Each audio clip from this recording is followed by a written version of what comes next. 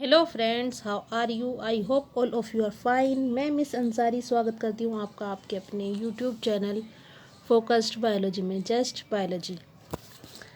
हमने last lecture में algae का सेक्सुअल रिप्रोडक्शन कंप्लीट किया था। आज हम बात करेंगे एल्गी के एसेक्सुअल रिप्रोडक्शन के बारे में। हम एल्गी में रिप्रोडक्शन देख रहे हैं, ये हमारा लास्ट टॉपिक होता है और हमने बाकी सारी चीज़ें एल्गी के बारे में देख ली हैं। एल्गी का इंट्रोडक्शन हमने देख लिया है, एल्गी की अकरेंस हमने देख ली है और एल्गी की क्लासिफिकेशन भी हमने देख ली है। ओके, चलिए स्टार्ट करते हैं।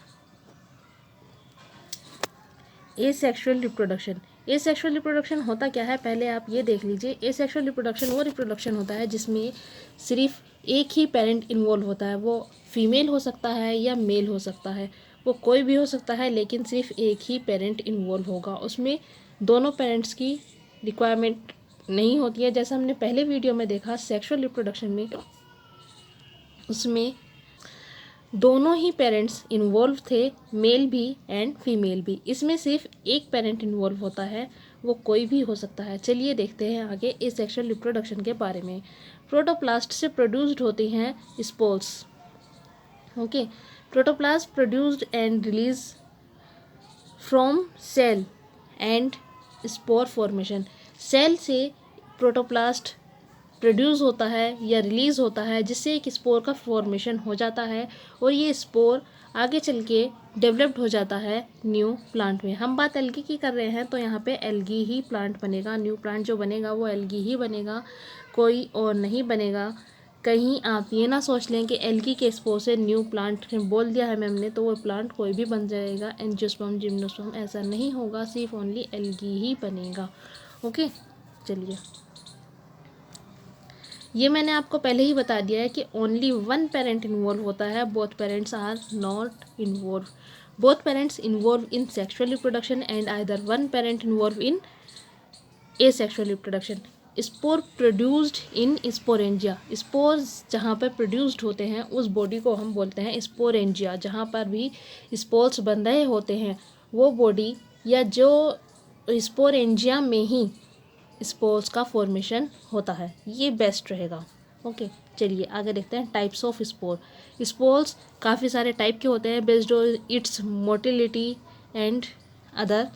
चलिए आगे देखते हैं इनके टाइप्स। ध्यान रखिएगा फ्रेंड्स, ताकि आप अच्छे से इनको कर सकें और इनमें डिफरेंसेस भी याद रखिएगा। जू स्पोर, हम बात करते हैं सबसे पहले जू स्पोर्स की।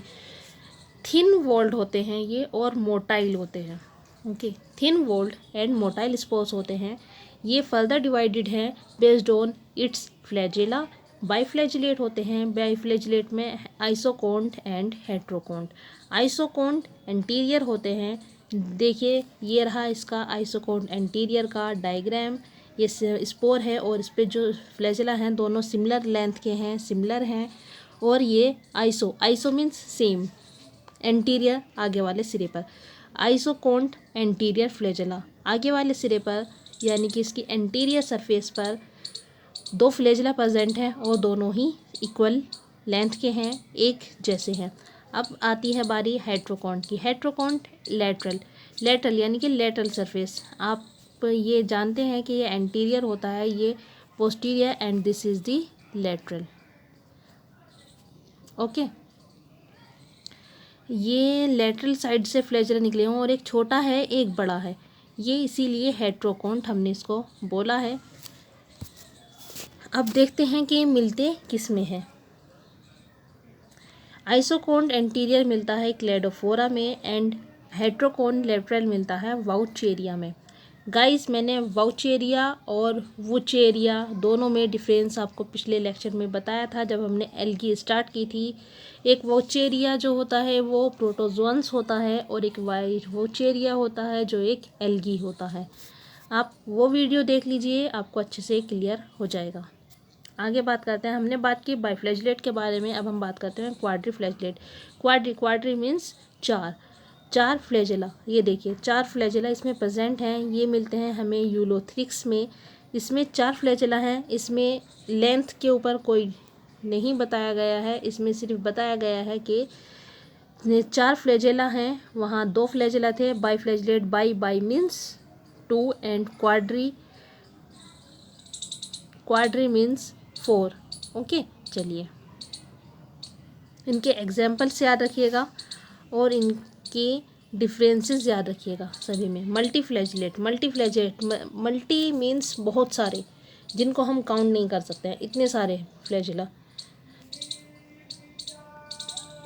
देखिए उसकी पूरी पेरीफेरी पर, यानी कि इसकी चारों ओर फ्लैजिला प्रेजेंट हैं, चारों ओर, और ये मिलते हैं ओडोगोनियम में। ओके, हमने देखे बाइफ्लैजिलेट जिसमें 2 फ्लैजिला थे, उसमें आइसोकोंट एंड हेट्रोकोंट हमने देखा। फिर हमने क्वाड्रीफ्लैजिलेट देखा जिसमें 4 फ्लैजिला थे, एंड देन हमने मल्टीफ्लैजिलेट देखा जिसमें काफ़ी सारे फ्लैजिला हैं और उसकी पूरी पेरीफेरी पर प्रेजेंट हैं। अब बात आती है, हमने पहले देखे जू स्पोर्स, अब तक हमने जू स्पोर्स देखे हैं फ्रेंड्स, जिनके हमने फर्दर टाइप्स देखे हैं जू स्पोर्स की। अब हम बात करते हैं ए प्लानो स्पोर्स की। ए प्लानो स्पोर्स ये है, ठीक है। ये भी थिन वोल्ड होते हैं, जू स्पोर थिन वोल्ड थे लेकिन मोटाइल थे, ये नॉन मोटाइल होते हैं। इसीलिए मैंने आपको कहा था कि इनकी मोटिलिटी याद रखिएगा, थिन वोल्ड है एंड नॉन मोटाइल है। ये मिलते हैं यूलोथ्रिक्स, स्पायरोगायरा एंड क्लेमाइडोमोनास में। When a planospore similar to parent in structure and shape, इनको हम कहते हैं ऑटोस्पोर। जब स्पोर जो प्रोड्यूस्ड हो रहे हैं, कौन से वाले, ए प्लानोस्पोर जो कि नॉन मोटाइल हैं और थिन वोल्ड हैं, जब ये स्पोर पेरेंट बॉडी के बिल्कुल सिमिलर होते हैं स्ट्रक्चर में और शेप में, तो हम उनको ऑटोस्पोर कहते हैं। और ये मिलता है क्लोरेला एल्गी में। इसका एग्जाम्पल याद रखिएगा, मैं इस पर स्टार लगाना भूल गई हूँ फ्रेंड्स। ये एक इम्पोर्टेंट पॉइंट है, आपको फर्दर फ्यूचर में भी हेल्प करेगा। चलिए हिप्नोस्पोर, हमने बात की जूस्पोर, ए प्लानोस्पोर। अब थर्ड टाइप के आते हैं हिप्नोस्पोर। नॉन मोटाइल हैं ये भी, बट थिक वोल्ड है। हमने अब से पहले जो जूस्पोर और ए प्लानोस्पोर की बात की, वो दोनों ही थिन वोल्ड थे। जूस्पोर मोटाइल थे और ए प्लानोस्पोर नॉन मोटाइल थे, लेकिन हिप्नोस्पोर ये थिक वोल्ड भी हैं और नॉन मोटाइल भी हैं। ये प्रोड्यूस्ड होते हैं अनफेवरेबल कंडीशन में, जब इन वातावरण इनके हिसाब से नहीं होता, हार्मफुल होता है, या जहाँ पर इनकी पॉपुलेशन कम होने लगती है, वहाँ पर हिप्नोस्पोर प्रोड्यूस्ड होते हैं और फेवरेबल कंडीशन में आकर ये जर्मिनेट हो जाते हैं। ऐसा होता है कि जैसे कुछ आपने देखा होगा कि 3 सीजन्स होते हैं, सर्दी, गर्मी और बरसात। बरसात में एल्गी ही एल्गी नज़र आती है और गर्मियों में एल्गी नज़र नहीं आती है। ठीक ऐसे ही जैसे बरसात में एल्गी के हिप्नोस्पोर नहीं बनेंगे क्योंकि वो फेवरेबल कंडीशन होती है उसकी ग्रोथ के लिए। गर्मियों में बन सकते हैं हिप्नोस्पोर, बनते ही हैं हिप्नोस्पोर गर्मियों में, और वो बरसात में आकर फर्दर जर्मिनेट करके न्यू प्लांट डेवलप कर लेते हैं। ये मिलती है क्लेमाइडोमोनास एंड वाउचेरिया में, ठीक है। अब बात करते हैं हम टेट्रा स्पोर्स की। टेट्रा स्पोर क्या होते हैं? 4 नॉन मोटाइल स्पोर प्रोड्यूस्ड होते हैं inside plant body. Plant body के अंदर प्रोड्यूस्ड हो रहे हैं टेट्रा स्पोर। और टेट्रा मीन्स 4, वो क्वाड्री फ्लैजिलेट हमने पढ़ा था और फ्लैजिला में हमने क्वाड्री लगाया था, लेकिन जब हम स्पोर की बात करते हैं हम वहाँ पे टेट्रा लगाते हैं। दोनों का ही मीनिंग सेम है, क्वाड्री भी एंड टेट्रा भी, दोनों का ही मीनिंग सेम होता है 4। यहाँ हम बात कर रहे हैं स्पोर्स की। 4 नॉन मोटाइल स्पोर प्रोड्यूस्ड हो रहे हैं इनसाइड प्लांट बॉडी, और ये मिलता है हमें पॉलीसिफोनिया में। चलिए गाइज, आज हमारा एल्गी टॉपिक कंप्लीट होता है। आई होप, नहीं अभी तो रह रहा है। चलिए आगे देखते हैं।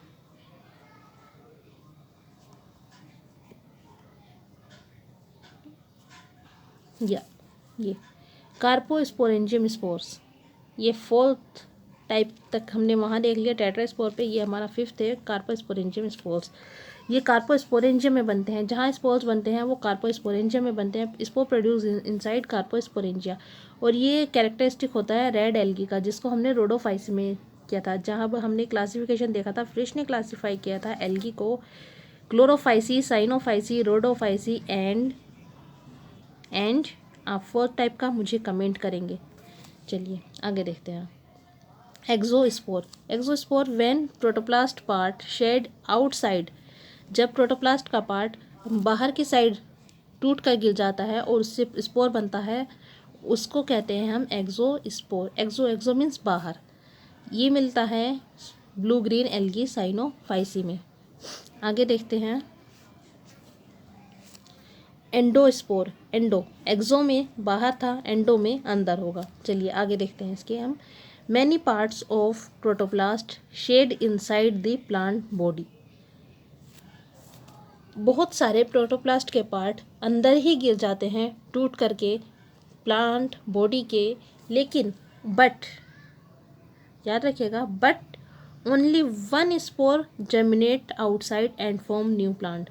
एक्सोस्पोर में और एंडोस्पोर में दोनों में सिमिलैरिटी ये है कि दोनों में एक ही स्पोर जर्मिनेट होगा, लेकिन एंडोस्पोर में स्पोर अंदर की साइड बन रहे हैं और एक्सोस्पोर में स्पोर बाहर बन रहे हैं। और दोनों ही मिलते हैं हमें ब्लू ग्रीन एल्गी में, ब्लू ग्रीन एल्गी साइनोफाइसी।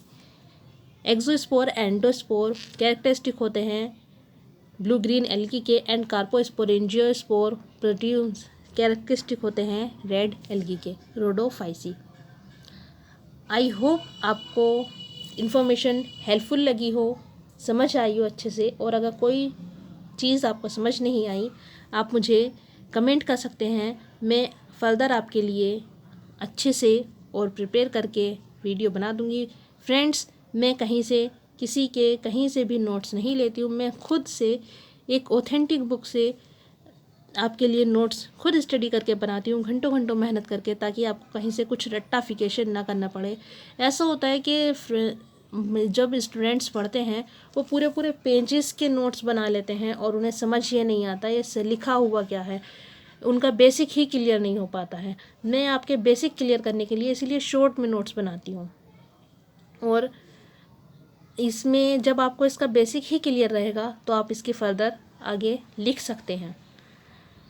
आपको बुक से पढ़ने पर भी फिर अच्छे से समझ आएगा। आप एक बार मेरी वीडियो देखिए और एक बार बुक से पढ़ लीजिए, दैट्स इट, आपका टॉपिक कंप्लीट हो जाता है और आप एग्ज़ाम में एकदम 10 में से 10 मार्क्स लेकर आएंगे। ओके, चलिए।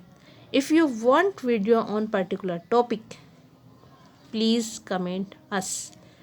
ये मैंने आप ही के लिए लिखा है कि अगर आपको किसी टॉपिक पर वीडियो चाहिए तो आप मुझे कमेंट कर सकते हैं। मैं आपके लिए वीडियो बनाऊंगी और मुझे खुशी होगी कि आप मुझे अगर कमेंट करते हैं कि आप मैम इस पे टॉपिक पे वीडियो बनाइए, हमें ज़रूरत जो भी है। चलिए, बाय बाय। पढ़ाई करते रहिए और मस्त रहिए। चलिए।